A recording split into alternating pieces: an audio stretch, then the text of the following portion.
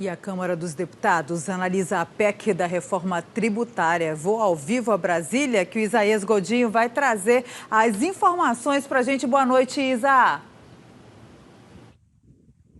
Oi, Mariana, boa noite para você que acompanha o Norte Notícias. Pois é, o texto base da reforma tributária foi aprovado por 371 votos favoráveis contra 121 votos dentro da Câmara dos Deputados. No mês de julho, os parlamentares já tinham analisado essa matéria dentro da Câmara, que foi aprovada, depois passou por modificações no Senado e teve que retornar para a Câmara. Foi uma longa costura entre o senador Eduardo Braga, o deputado federal Aguinaldo Ribeiro, ambos relatores dessa matéria no Senado e na Câmara, e os presidentes das casas, Arthur Lira e Rodrigo Pacheco. Com relação à Zona Franca de Manaus, houve, então, dentro do texto, a extinção da contribuição de intervenção no domínio econômico, a CID, que seria um imposto tributado sobre as demais regiões do país, com desconto, com isenção na região norte. Os parlamentares decidiram pelo fim da CID e a manutenção do IPI, que vai funcionar da mesma forma. Vamos ouvir o que o senador Eduardo Braga tem a dizer sobre esse assunto. Está no texto aprovado pelo Senado a permanência do IPI até que a CID fosse instituída. Assim foi possível construir a solução que está agora sendo aprovada, esperamos nós, está sendo lida, fruto do entendimento e do acordo entre as lideranças da Câmara, para que o IPI seja, portanto, o instrumento da manutenção da competitividade dos produtos da Zona Franca de Manaus.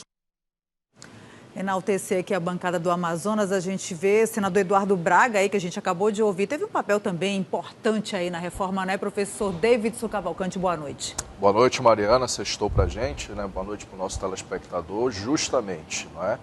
A gente sempre falou que o Amazonas precisava ter protagonismo político no país, é uma região estratégica, aqui nós temos um dos maiores polos industriais do mundo, com uma receita que beira aí a casa dos bilhões, que tem empregabilidade, movimenta uma cadeia econômica não só do Amazonas, mas de toda a região norte do país. E com certeza o senador Eduardo Braga, que encabeçou a relatoria da reforma tributária, é de suma importância nessa estratégia, inclusive nos bastidores.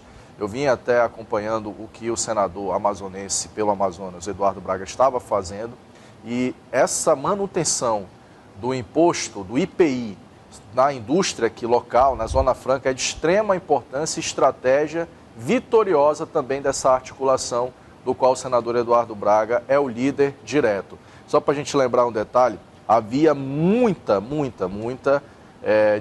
desarticulação de alguns senadores que são contrários à manutenção dos incentivos fiscais da Zona Franca de Manaus.